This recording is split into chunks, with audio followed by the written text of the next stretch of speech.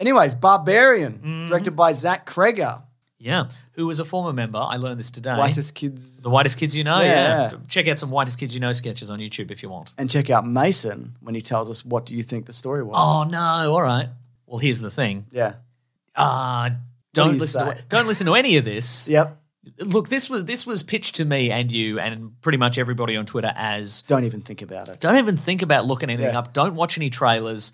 Don't wiki it or go to IMDb or anything or read Twitter about it. If you see the hashtag Barbarian, don't click on it or whatever. Yeah. And I think that is probably true. I think I was probably looking for I thought it was going to boggle my mind more than it perhaps did based on that. But I think just the very nature of it, I'm like, you probably shouldn't. I think there is a point where it turns, and that's like the biggest reveal, really. And once it turns into another thing, then I don't think there's not really then it just plays out. Yeah. Okay. So, but very very short intro. If you're still here, I am. A woman goes to Detroit. She's there to interview for a job. There's an Airbnb in a very sketchy neighborhood, and she arrives there only to find there's somebody already there. What I found fascinating about that, and like that it's sketchy. You don't know it's sketchy until like you see it in daytime, and then you're like, oh no, this is terrible. The darkness is hiding a bunch of stuff, graffiti and so forth. Yeah, the band. Anyway, there's another man there, and it seems to be some sort of double booking. And they're like, okay, we'll just work. We'll come in. We'll work it out in the morning. What's going to happen, bloody? What's going to happen? Come on, mate. Yeah, what's this guy's deal? What's her deal? Is this a coincidence? Is it somebody setting up an elaborate Barbarian? But is it a barbarian? Is it a barbarian situation? Is this the classic Barbarian gambit? Yeah. Well, that the name would certainly suggest that, wouldn't it? Yeah. Yeah. What does the Barbarian refer to? I guess we'll talk about it in spoilers, Mason. Yeah, but this actually started. He wrote it when Uncle Fester farted. Very good. He started as and Halloween appropriate. Yes. Also, where Zach Kreger wrote, he wanted to write a scene where a woman is basically presented with a whole lot of red flags, and then keeps pushing through. Because I think a lot of people, and in particular women, though not exclusively, but mostly women, Mason, is they're kind of taught to ignore red flags and be nice and all of these things. Yeah. And I can't remember, what's the book called about the fear-based book? Where it's called like this, something like this. Hang on. The Necronomicon? No. That's a fear-based book, I feel. What's this called? Hang on. The Gift of Fear. Ah. And it's basically about how, listen to that animal part of your brain. Because it normally knows, when you see somebody approaching you and you're like, and you don't know why, but you're like, I don't feel good about this, and you might take a different direction and whatever. Yeah, right. It's basically listening to that part of your brain. But I think people are conditioned, women in particular, they're told to be more trusting and be nice. And if a weird person comes up to you, just be nice and whatever, where you can really just be, hey, no, I'm not going to do this. I was listening to a podcast. I was just trying to place it, but I was listening to a podcast this week. It's called Being Hot is Hard. It's from Sanspants. Oh, yeah, and It's Cass Page, what and a trio, Nina Oyama Mason. and Zoe B. And Zoe B was talking about in the most recent episode I listened to about how she stopped laughing at people's jokes if they're not funny. Yeah. Because it's sort of ingrained into women, especially, who out of politeness, if a man tells you a joke, you go, even if it's not. Yeah. And apparently it boggles people's minds. So she was telling her mom, I'm not going to laugh at something unless it's fun. And then the dad made a joke that wasn't funny. She's just like, I'm not going to. And the dad was like, that's very confronting, actually. Did you do that now? And that, good call. Yeah, get funnier. Get funnier, people making jokes. But yeah, you're absolutely right. And look, I think the casting's good for reasons we'll get into in spoilers, I think. It's quite a small cast. It's funny. This movie's funny. Which I didn't expect going in. I thought this was going to be very, just very dry, probably. And there's a lot of hey, don't do that. Sure. Hey, stop. Just don't. Yes. There's a lot of that. But I think it masks a lot of that well, of why your phone doesn't work, why you would go a certain direction, why somebody wouldn't believe you for a certain thing and whatever. But apparently, though, after writing... But some of that is very realistic. I think the interaction with the police... Yeah, absolutely. In this movie is okay. Yeah, we'll get into it. But I think, apparently with this one scene, though, he was frustrated by, the predictability of it, so decided to, flip it into something else. And you definitely see that in this movie. I just think, this kind of the slow escalation of what is happening, the tension builds, and there is like, what is not even so much what is going on. It's more like, where is this going? Yeah, right. And you can't really see it until it happens. Anyway, spoilers, I guess. Okay, I'm going to say best movie ever, of course. It's on. I believe it's on streaming on HBO Max in the US. Yeah, on Australia, it's and in cinemas everywhere and whatever as well. Yeah. Betamax. Yeah, it's on a Betamax. Anyway, the twist is, okay, so the story is a woman turns up at the Airbnb, as mentioned, and Bill Skarsgård's there, and you're like, that's Pennywise the Clown. That's the guy from It the Clown.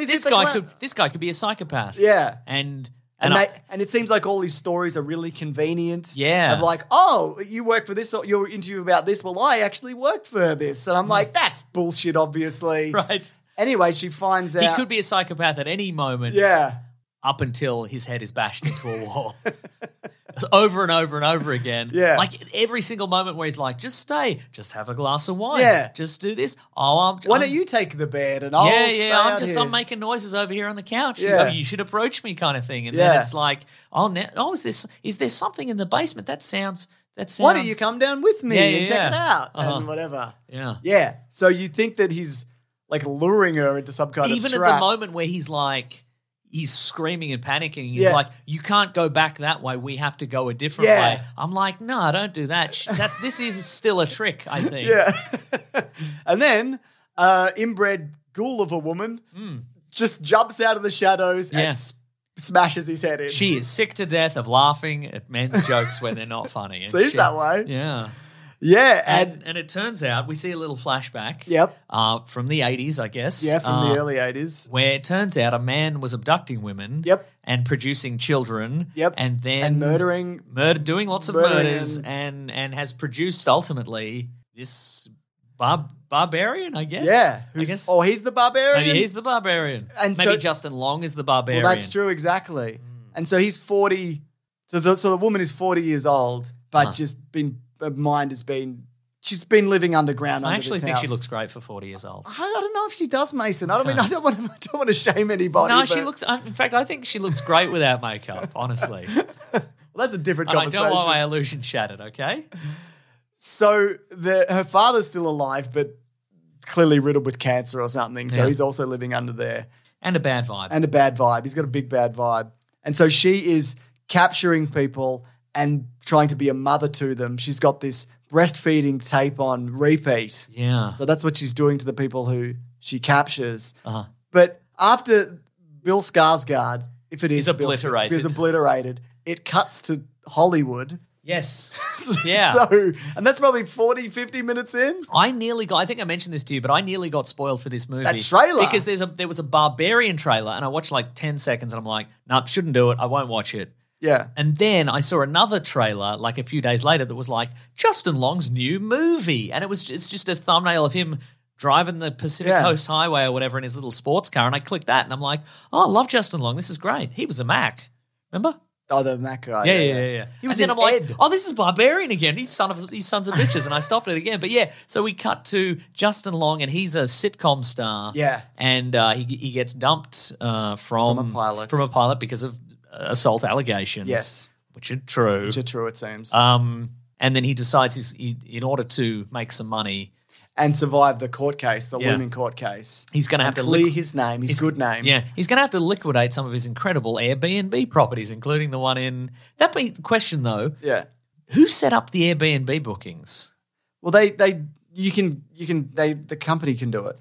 I know, but who did it though? Like who? Because when Justin Long's character speaks to his various managers, they're like, there wasn't any bookings, so somebody must have set them up. Maybe they did. Maybe the guy under the house had an iPhone. Maybe he had an iPhone. No, I don't know. I honestly don't know. Okay, right. Somebody will know. Somebody will know. Someone who paid more attention. Yeah, but I mean, because also normally enough in Airbnb, even if it's completely out of your hands, they organise the cleaning and all that, and that hadn't happened. Yeah, right. So I just assumed that they thought the person was still there because the money was still coming out. Oh, I see. I don't know. Right. Okay. I don't know. There's probably a better answer that I missed.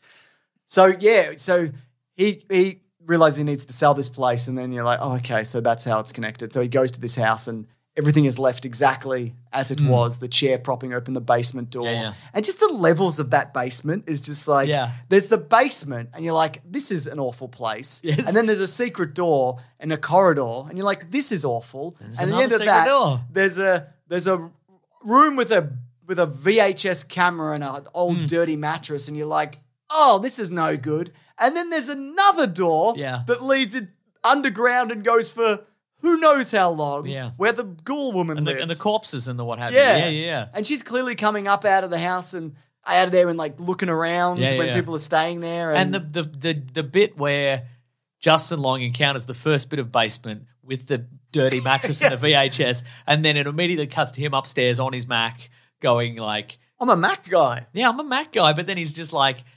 Okay, can I get more money out of this if there's more square footage? Do underground basements count as square footage in this? And I'm like, and then he's just measuring up. And then when he finds the big underground corridor, he's like, even better. Great, look at this. Yeah.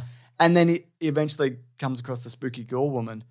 And then their worlds collide because of Justin Long and the woman. What's her name again? Who plays? Great question, James. Yeah. We're bad with names. I know. Is it Sean Harris? It's Georgia Campbell. I think she's in the Black Mirror episode about the dating and whatever. Oh. Yeah, she's got a like a... Unless she's not in that, but I'm pretty sure that she is. Okay, great. Yeah, she's in Hang the DJ. Yeah, great. It's a good episode. Mm-hmm. Great stuff. So, yeah, and you also... They nearly redeem him. There's a moment where, like, he shot her at one point and he's kind of doing cowardly acts, but he realizes what the old man in there is doing and what he has been doing, and he's like... You're a monster, and how could you do this? And there's a moment of self-reflection where he's like, you know what? I did this terrible thing, and I'm going to own up to it. I'm going to turn my life around. And then it just kind of, and then when push comes to shove, push becomes a shove. Yeah, it just comes apart. Like you think maybe for a second he's going to, he's going to make some effort, become a hero. Yeah, but no, he doesn't, which I liked also because some people just, I don't know how I'd react. Maybe I'd completely crumble also in this scenario. I'd simply defeat the woman, I think. Yeah? What would you do? Probably a hammer or a rock? Yeah, probably. I mean, maybe even just my bare hands, I reckon. Yeah. And then I would probably contact Airbnb and get a full refund. You'd have to. Yeah, I think so, yeah. But you talked about... And maybe a credit in my account so I could go somewhere else. For free. You talked about that bit where... Because she gets out. Yes. And Justin Long's still trapped, and so she's trying to figure out how to... I'm going to let the dog in. Yeah, let the dog in. She wants to go back in to get him, so she goes, finds the police officers, but she's been living underground for like 2 weeks. Yeah. And she looks terrible, and it's in a terrible neighborhood, and they just assume she's just some kind of drug addict or whatever, or she's lying. She's not worth their time. Yeah, exactly. And as a result, she's kind of drawn back into the house to save the Justin Long character. And I thought all that was... Because once she's out, you're like, oh, great. Yeah. Now something else can happen. Yeah, because there's a homeless man who earlier in the movie, like, runs at her as she's about to go into the house. And you think he's you're like, okay, well, maybe he's something to do with whatever is happening in this awful neighborhood. But no, he's trying to warn her because he's seen this. He's seen her, this woman. And his reward, he gets his arm torn off and gets beaten to death with it. Yes, exactly. And there's a moment also where, so Justin Long throws her off like a water tower because the spooky ghoul woman is like attached to her and sees her as a child. So she sacrifices herself, you think, to save her. And then she digs out Justin Long's eyes. So goopy. And then splits his head apart. I think they made her too strong. Do you think so? Yeah, I think there's like a supernatural element to this which doesn't... I mean, maybe if you live underground and you've been doing all of these things... There's different gravity underground, so that's probably it. I don't know. I think she's a bit too like... Yeah, I understand where you're going with it. Yeah. But I guess it's not a big deal, I guess we're going with... Yeah, because that's the thing. That it turns it from... it never really feels like the real world, but it does turn it from, okay, well, that's... That just happened. Yeah, there are horror... we've heard of stories of stuff like this, of like people keeping secret families underground and all that sort of stuff, and it's super weird. But it turns it from like, okay, well, inbreeding you can build a super strong monster. Yeah. It kind of makes it... You're right, it becomes sort of supernatural in some way, I guess. Yeah. Or like junk sciencey, I suppose. But it's not. It's really not a big deal. Yeah. It is what it is. It's good. Yeah. And you should. Also, the giant lady would probably have like a vitamin D deficiency because she's, only going out at night. So, yeah, well, that's true. She'd never even be looking at the sun. And she also does survive that being hit with a car. With a car, yeah. Yeah. Through a house. Through a house, yeah. That'll do it. That'll do it, won't it? Yeah. Well, anyway, 3 good movies, I feel. 3 good All movies. different. All different. We've picked different movies. We've done it. We didn't go with Terrifier 2 about the murderous clown. No. Very splattery, apparently, and also really long. Oh, okay. Yeah. Well, good then. That's right. And we didn't go with Hulu Hellraiser. We didn't. Maybe I'll talk about that in I subsequent do want weeks to if check I out watch Hulu that. Hellraiser at some point. Terrifier 2 is 2.5 hours long. Well, that's nearly as long as all the Marvel movies. Right? Put together. Put together. Should we move on, Mason? Yes. Well, if you had to pick one, what would you pick? I could only watch... I don't know if I want to watch any of them again. No. Damn. I think... For me, it's between Barbarian and The Stranger, Same. I think. And they bring you completely different things. Yeah, they do, yeah. I mean, not that body. No, I liked it a lot. Not that it was bad. I thought, I don't know, it's just... Sick of social media. Maybe. I mean, maybe by the nature of the fact that all the characters in that are horrible. Yeah. And in the other... I guess everybody's horrible in The Stranger as well. But not everybody's horrible in Barbarian. There's one person who's not horrible. That's true. There's 2 people who are not horrible. Yeah, maybe. Yeah, maybe. I mean, maybe Bill Skarsgård character is awful. Like, you don't know. Like, we don't know anything about him, Maybe he was a creep. Yeah. And he was maybe he did set it up. Yeah. Maybe that's why they didn't know, because he... Maybe he was like, yeah, great, I'm going to do some really bad stuff. Secret house and whatever. And then he just happened to be in a pre-built murder house already. So yeah, that'll get you. Yeah. All right, cool, Mason. Yeah. Should we move on? Let's move on. Do you have any idea what we're doing In life? No. But on this podcast, next segment, for I can example. say confidently, Yep.